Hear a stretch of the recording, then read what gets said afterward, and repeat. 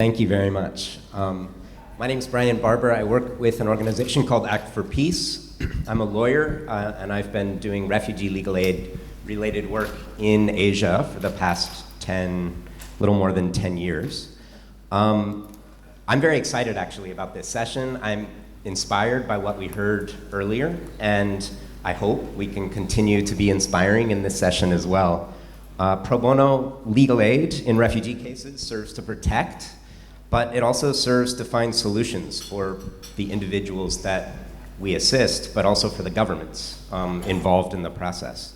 So this session is going to consider the work that many of us in this room already do in partnership, and to ensure that legal protection and access to justice for refugees can be realized. We'll be looking at how we can do more together, how we can mobilize the global legal community across the world in solidarity. And we may talk about how we can do so through a lot of the strategies that I've heard already shared yesterday and today.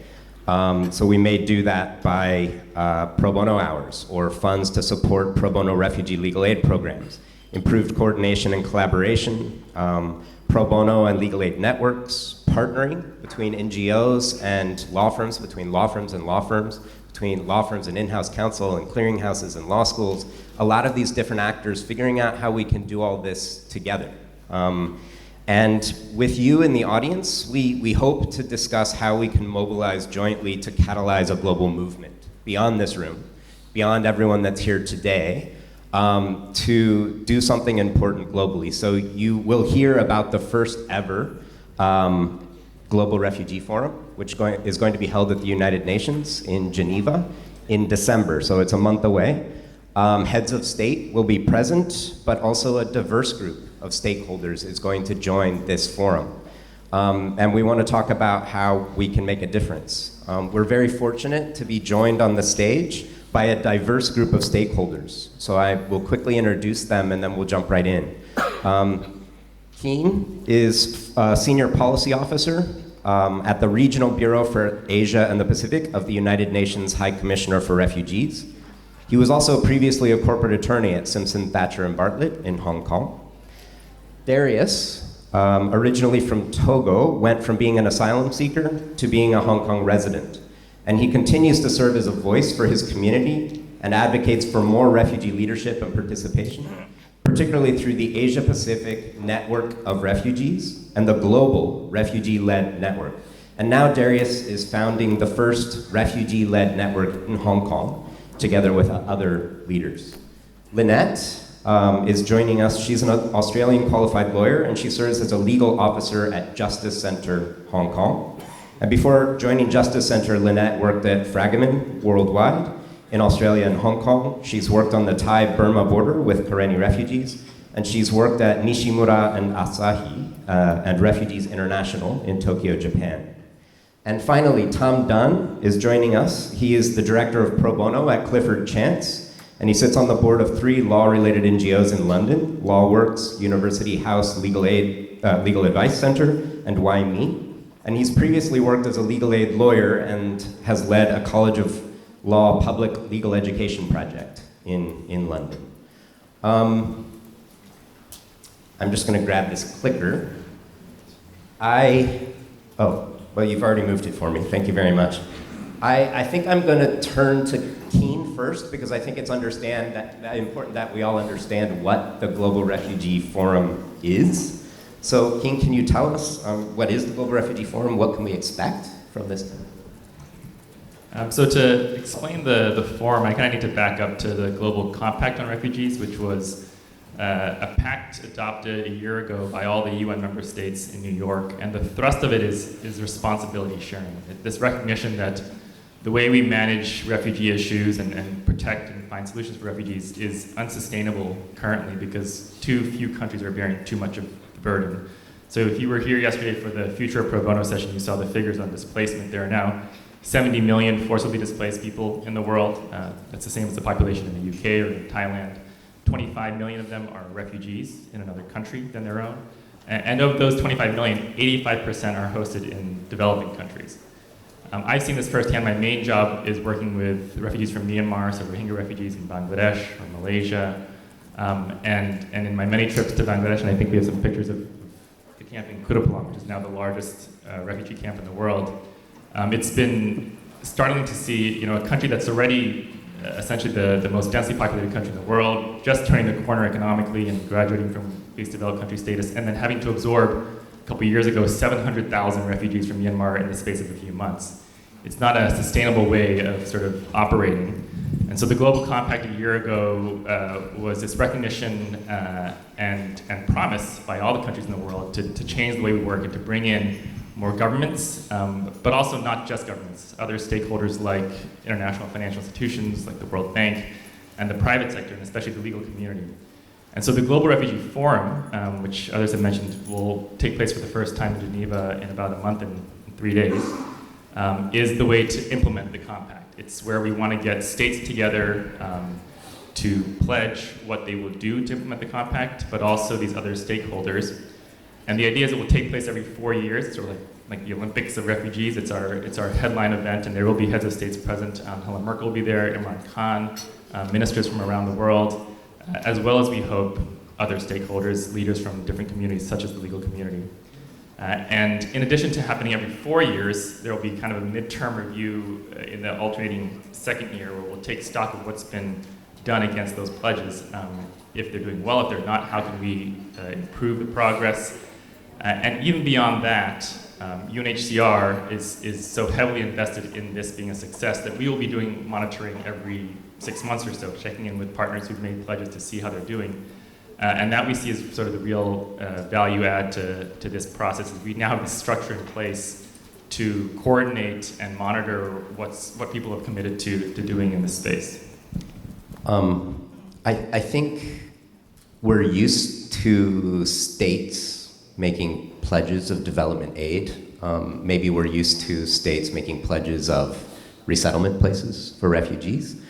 But what you've just shared and what UNHCR is proposing is to receive pledges from very diverse stakeholders, which is, I think, very exciting. But can you tell us a little bit about what you envision that to look like, and what is the potential of involving such diverse stakeholders? Yeah, so I think for me, the two most important other actors we're bringing in are development banks like the World Bank, who can bring in huge resources to address root causes of these issues, right? I mean, we only sort of treat the problem in the humanitarian sense, but we really need to address the root causes and find solutions, and that comes through development and much bigger resources than UNHCR usually has access to. But the other stakeholder is the private sector. And again, the legal community in particular, I think because, firstly, you all have the same expertise we do in terms of protecting and fighting for the rights of your clients, right? Whether or not they're banks or refugees, this is the work we do, and this is where we kind of build on our skills and expertise. It's a very powerful sort of united front to present when the legal community from the private sector comes together and says, especially in a region like Aid, where so many countries are aspiring to be better at the rule of law and to offer themselves as safe places for investment, for the legal community to come and say, well, we believe protecting the rights of refugees is part of that process. It's a much more powerful message than when it comes from UNHCR or some of our NGO partners, because we deliver that message every day, but they're getting tired of hearing it from us, and they don't think it necessarily benefits them. So we see that being a huge potential.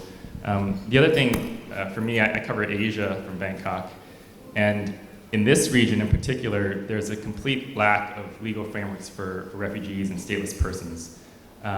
Hardly any countries are party to the Refugee Convention. There are barely any kind of domestic laws on the books to give refugees any kind of status. And so most don't have any access to basic rights, whether it's the right to work, the right to education.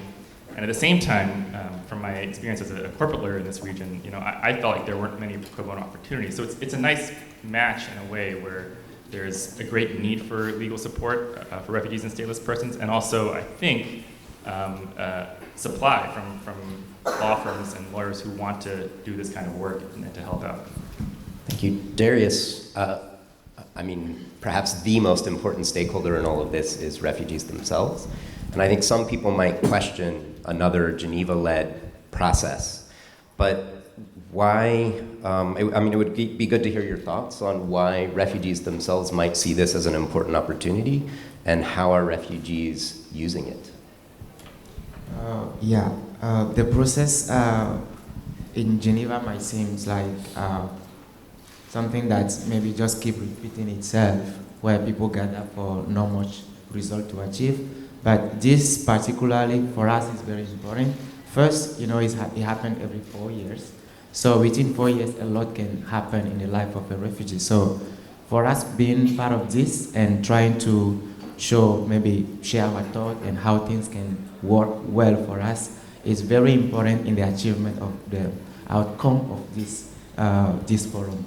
And when we see, based on the Global Compact on refugees, it's mostly about burden sharing and how to make it a little bit more sustainable, for refugees, as they are processing through their journey. And as Kim said earlier, so this is something that we think if we are not part of it, and if we don't show the means and the way this could be done better, it might be an empty shell and it might not lead to any result at the end. Because we live that experience and we know how difficult it is. And our thoughts are actually the most important to implement the changes and the improvement that could lead to a sustainable change that we all want to achieve. Thank you very much. And refugees themselves are engaging in this process. Can you tell us a little bit about how? Yeah, we are so much engaged into this process in the global level and also in the very regional level. And so this call to mention about the Global Refugee-led network that actually started last year, and it kind of moved very fast into having very different regional chapters. So where we all work with refugees, directly in different regions, and try to collect different thoughts and some of the struggles they face and so on. Just an example of the Asia Pacific Network of Refugees. We have a summit just a few months ago, and to see what are the struggles, what are the difficulties, and what are the solutions that we think can be adopted to face the difficulties that we face. So people from different countries, Indonesia and Thailand, India, Iran, different places in the Asia Pacific gathered together, some virtually, some attended the summit in Bangkok, and we all brought these ideas together and found ways that can be used and solutions that can be adopted to find solutions. So those now represents pledges that we will now bring together with the global, network of refugees that are also collecting in different chapters in the world, and then bring it to the United Nations and say, okay, this is what we think, those are the pledges, those are the recommendations, those are the solutions we think that can work. So we are pretty much involved in the process, and also in the preparatory meeting and everything, we are very much engaged, and we'll be also part of the third preparatory meeting, which will be happening tomorrow, and I will be there as well to, bring some of those things that we found in the region. Thank you very much. I was actually fortunate enough to be an observer of that session where you literally had, I think, 10 or 11 different hubs, because refugees can't travel often. And it was really exciting, actually, to be able to facilitate that level of dialogue. So maybe, Lynette, I could turn to you for a minute. And keeping on this theme of engaging lawyers and partnership, can you tell us a little bit about what your organization does? How do you partner? And why do you consider pro bono to be a good practice, for example, in this area that could be shared in the Global Refugee Forum? In terms of what we do, I presume many people in this room will be very familiar. Many of you are partners with us, and if not, I'm sure a lot of you do partner with other refugee legal aid organisations in your jurisdictions, or actually engage in this work substantially yourself. So our overarching aim is to provide ensure access to justice for people seeking protection in our jurisdiction. And we do that in 3 ways. We do that by providing legal information, and we do that at critical junctures along the process, as well as early on as early as possible, because we see early provision of legal information as critical for people deciding on how they proceed and how they access the system. We also provide access to legal assistance and quality legal representation. And I'll talk a little bit about how our law firm partners feed into that, but that's probably one of the core services that we provide to the people who access our services. And we also engage in strategic litigation to try to improve the system within Hong Kong, but hopefully for the region as well, because as Keane mentioned, there is a lack of structure and legal framework within this region in particular. And we do look to each other, and various jurisdictions, as they consider developing mechanisms, do need to learn from each other. So what we do there hopefully doesn't just have a domestic effect, but a regional effect. And this is another thing that our law firm partners are critical in playing a part of. And within our organisation itself, this is all embedded in what we try to aim for as a holistic delivery, service delivery model. So we do have psychosocial services as well. We recognise that people who access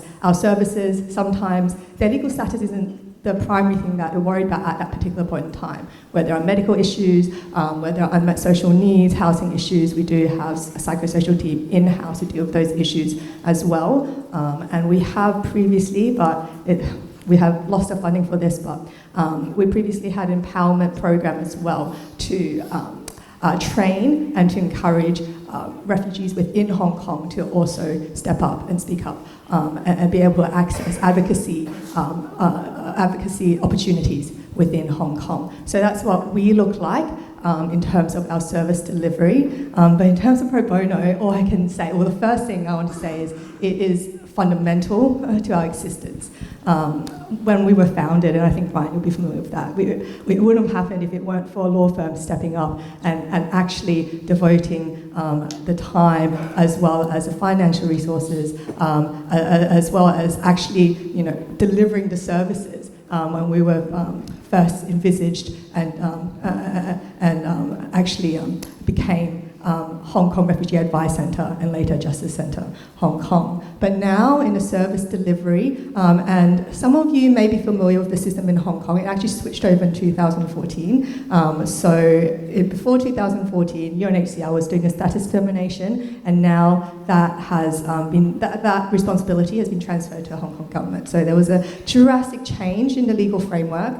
So we also had to redefine how we would actually add value and be of service to people, to our beneficiaries as well. And we have identified that there are significant gaps to access legal representation in Hong Kong. 91% of refugees at the appeal stage in Hong Kong are unrepresented. And as of the last statistic we had at the when asylum seekers access judicial review at the High Court, over 95% unrepresented. And that's where we step in with our law firm partners, which is pretty much a power team in terms of providing these services and legal representation and advice to our clients, so that at these critical stages and these very complex, facing complex procedures, they are represented and they are supported throughout. But other than services themselves, law firm partners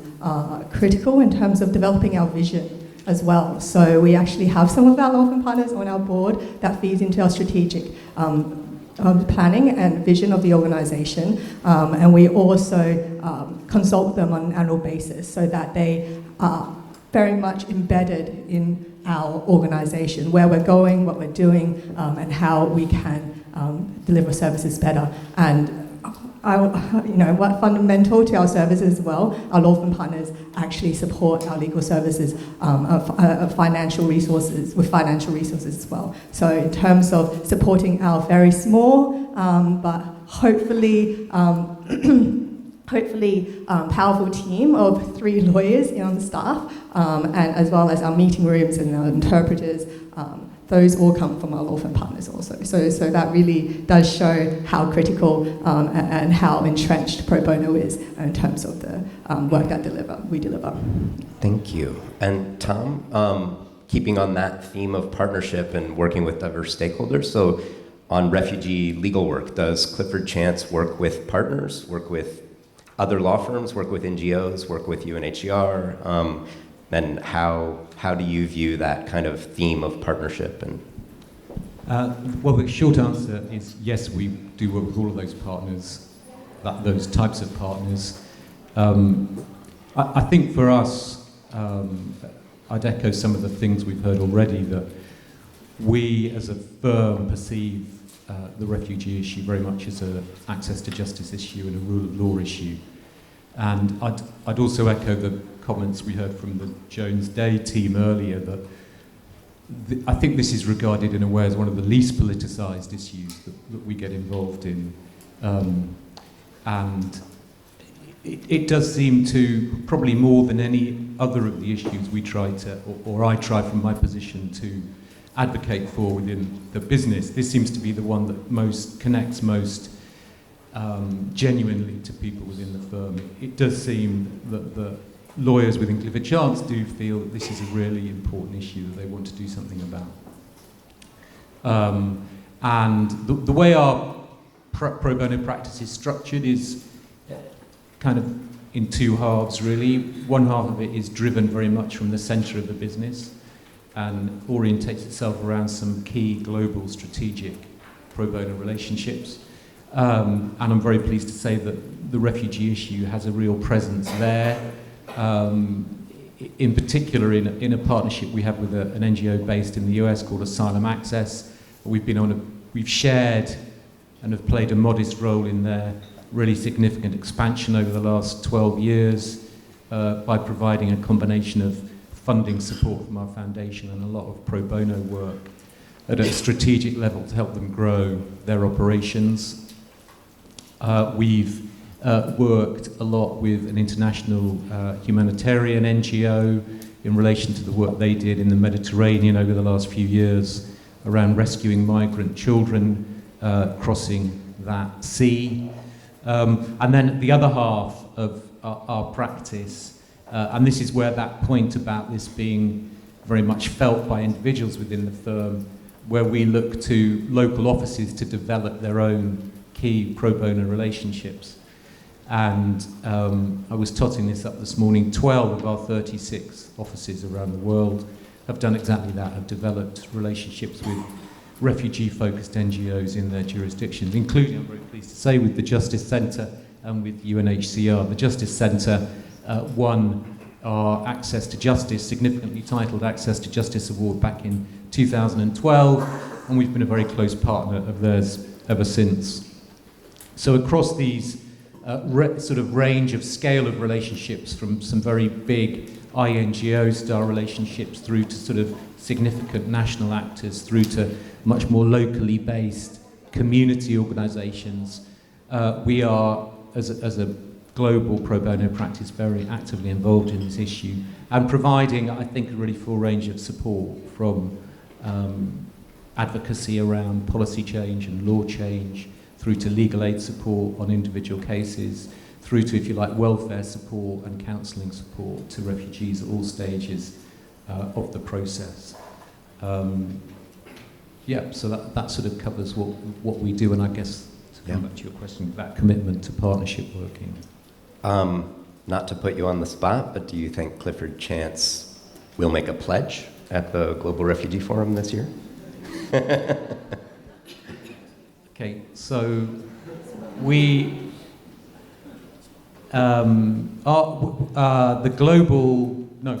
the regional managing partner of our Asia practice, who in terms of the firm's hierarchy is probably the 6th or 7th most important partner in the firm, is attending the Global Refugee Forum, along with another partner from our Asia practice.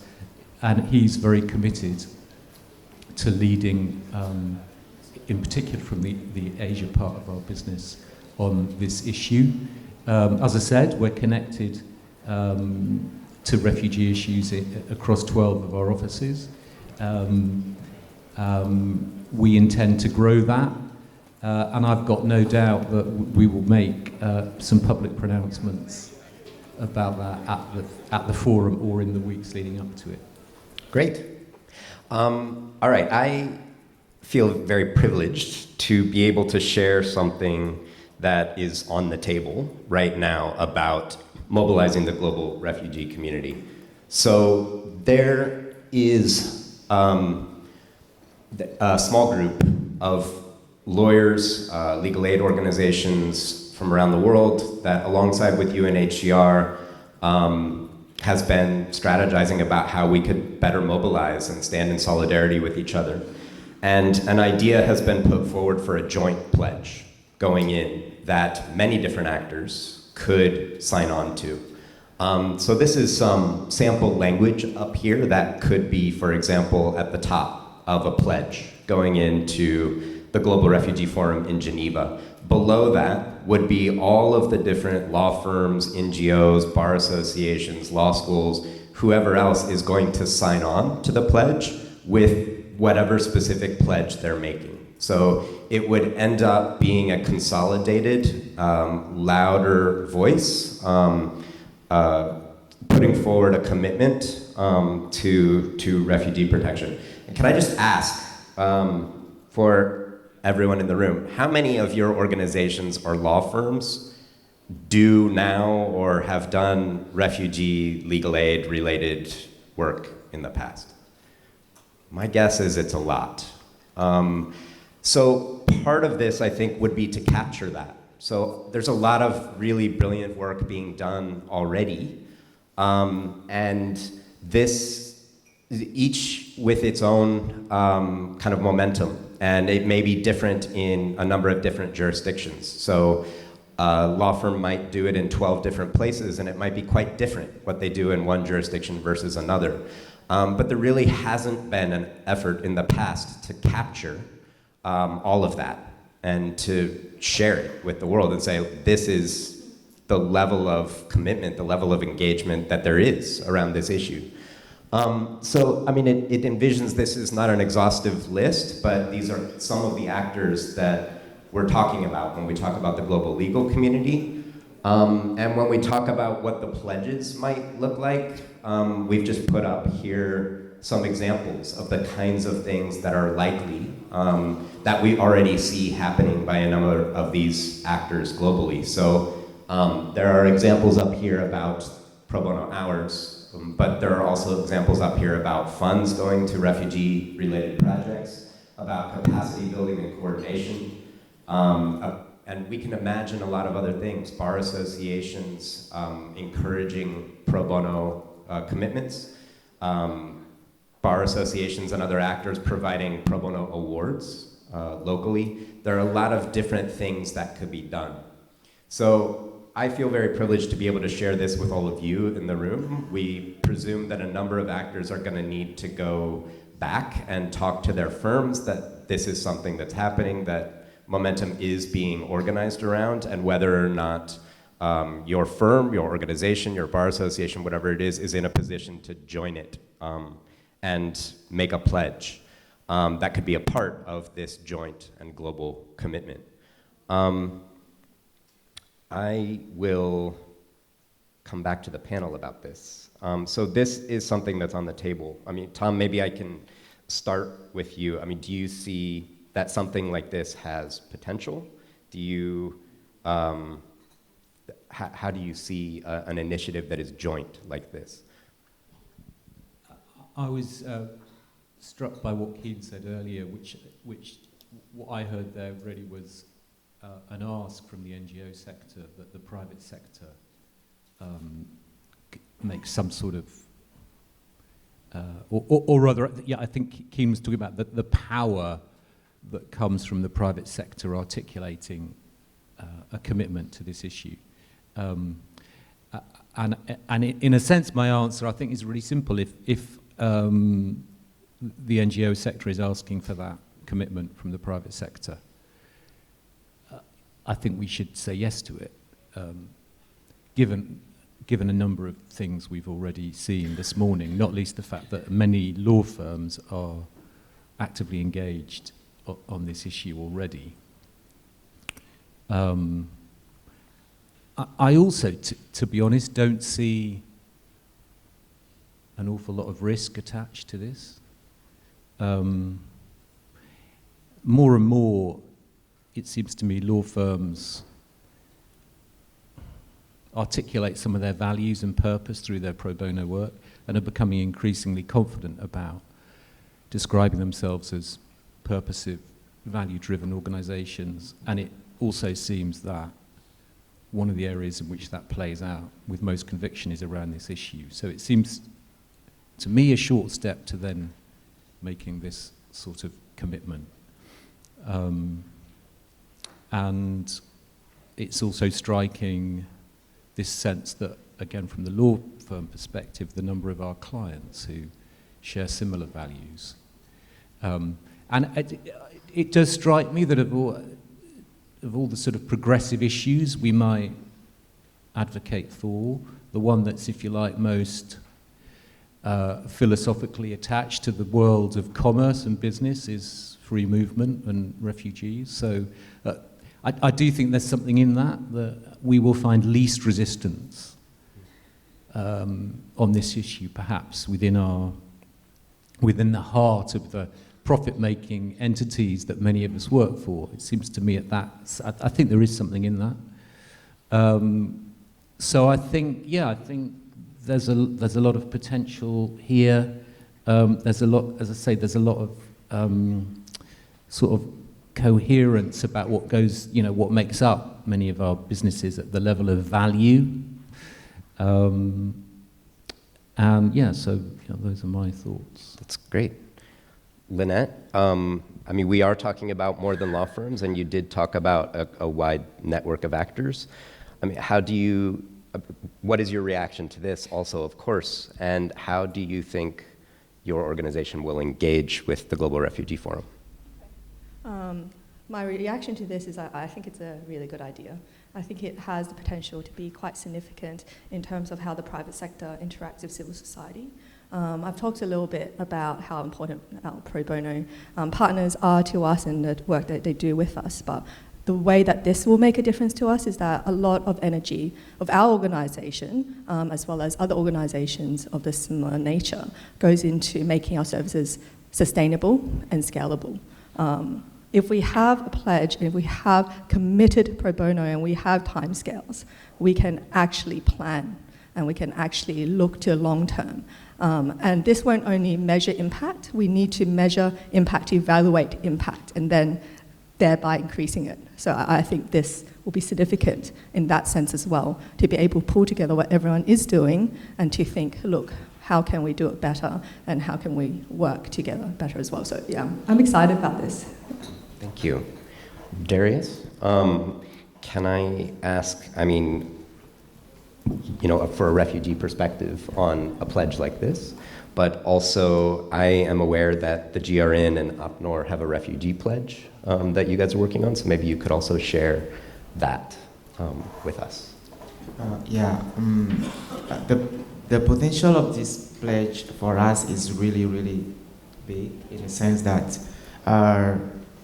it's all about us at the end, and seeing that many actors are engaged in contributing and committing themselves in doing something to create solution is something that is already empowering for us. It shows that there's much more concern on about different stakeholders in helping us to achieve what we want to achieve. So this is a great thing, and I encourage everyone here, from your different NGOs, from your different firms and corporates, to see what you can contribute or what you can commit yourself in doing. And this actually motivates state members somehow in also pursuing their commitments, because if the burden is on only one person or one state or very few people, it is really hard for them to keep on fighting for the same cause. But when everybody comes together, I think it does help a lot. So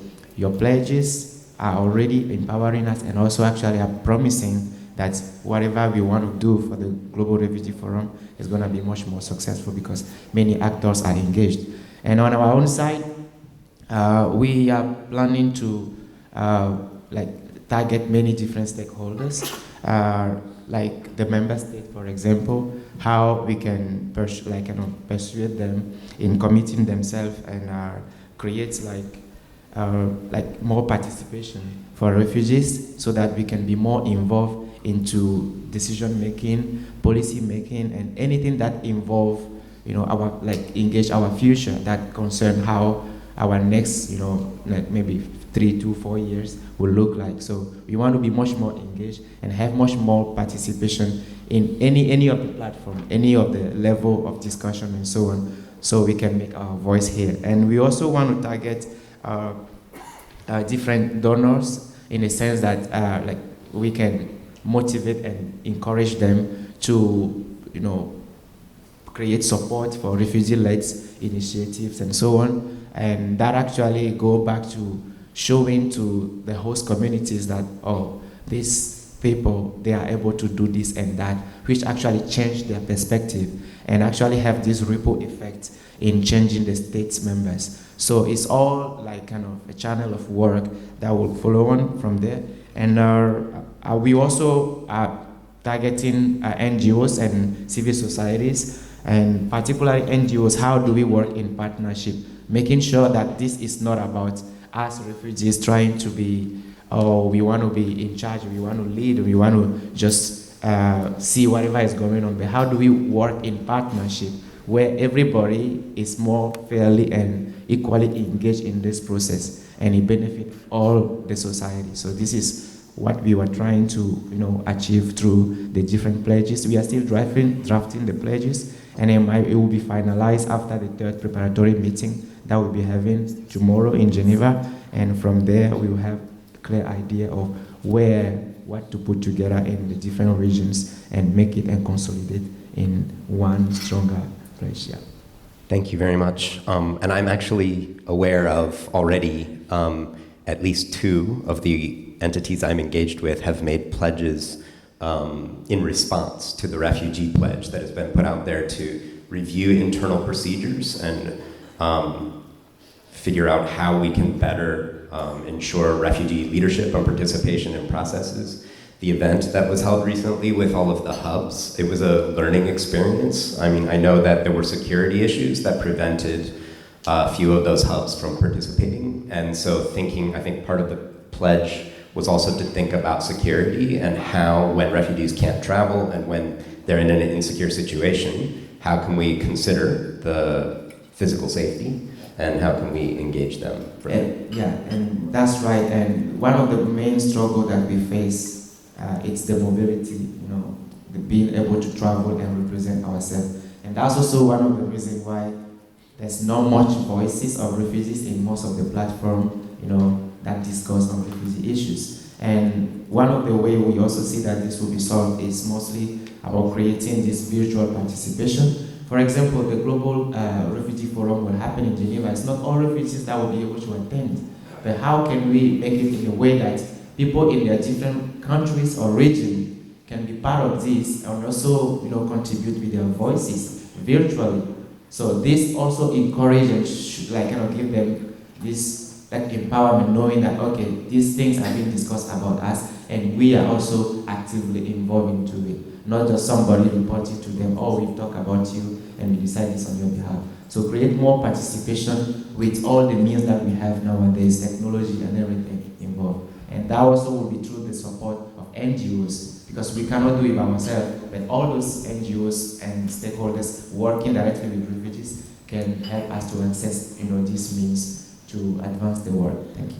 Thank you very much. Keane, maybe can I ask for UNHCR's perspective, in particular on these 2 pledges you've heard about, the refugee pledge and the legal community pledge, and just what potential do you see for around these 2 pledges?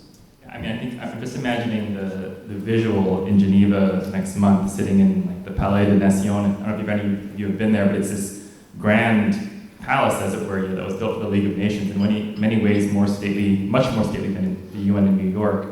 And to have all these government ministers sitting in the room as you are, and then seeing on the screen perhaps pledges from refugees and from law firms that maybe they're more used to seeing in their commercial or trade discussions, I think will be a really powerful event, and I hope you all are part of that.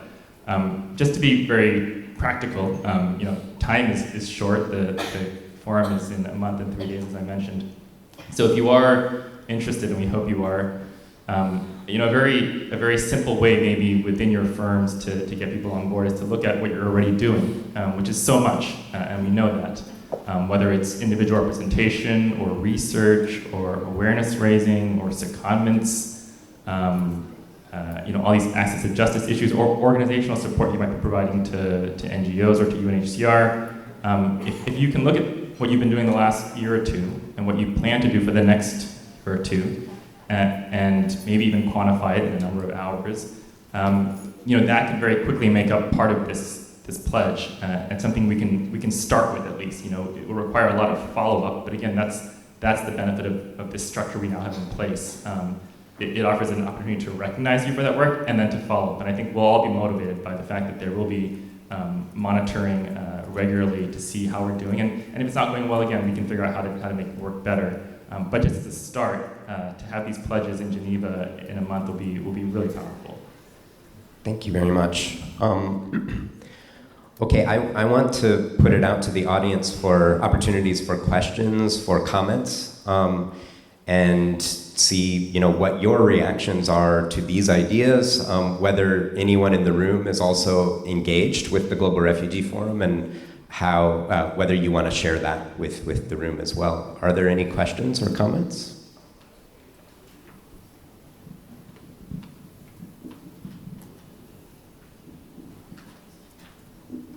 No, that's okay. Then let me also just share some next steps. So I understand that we've organized an opportunity during lunchtime over in Studio 2.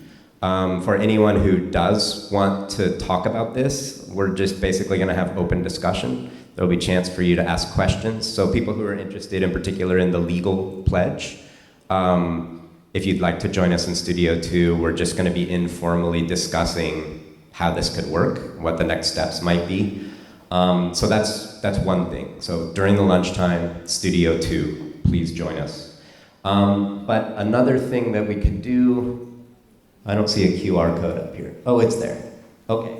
So if you are interested in at least staying engaged with, well, what is happening around this, who is making pledges, whether you want to consider the possibility, there's a QR code over here. So you can scan it and give us your contact details, and we'll basically put you on a temporary mailing list that is only for this purpose, so it will close down after this is finished. But just will inform you of, here's the draft pledge that's going in, here are the people that are signing on. It will be an opportunity for also follow-up. So you can use that QR code to input your name, firm, and email address that we can use to contact you. In addition to that, is Julia's name up there? No?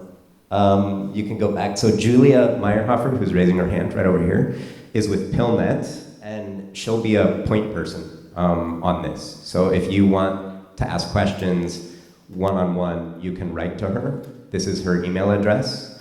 And you can do that at any time between now and the forum. And as a final point of just next steps, all of us up here, I think, would be happy to answer any questions you might have. Keane in particular, myself as well, and all of us on the panel would be happy to discuss. So please pull us aside at any point, and we'll be happy to discuss what the possibilities are. And I just want to really build on what was shared. I mean, I think this will be an opportunity to measure impact. So I have this vision that, we could have a slideshow going in the Palais in Geneva of, photos from each of the law firms that have signed on, maybe standing with a client that they've assisted, with the NGOs, the bar associations, the law schools, like everyone flashed up, a long list of people who have signed on. I think it could make a very powerful global statement and just be a really inspiring kind of way forward for us. And the stock taking that happens every 2 years provides an opportunity for us to track the impact later, to say, okay, well, this pledge was made, look at all the things we've accomplished in that 2-year time period. And it's also a way for us to document what we're already doing, because you guys are already doing brilliant work. So let's make this a part of a global movement and invite other people in. And the only last point is to say that even though the Global Refugee Forum is coming up in a month, and that's a quick turnaround time, the Global Refugee Forum is every 4 years. The pledge will remain open, and people can make a pledge and a commitment even after the forum is over. The forum is an opportunity for publicity. It's an opportunity to be up there for everyone to see. But there will be future opportunities for that as well. And the possibility of making a pledge in January or July of next year is also feasible. And I guess with that, I'll ask one more time if anyone has any questions or comments, and then we can bring the session to a close. Okay, thank you very much.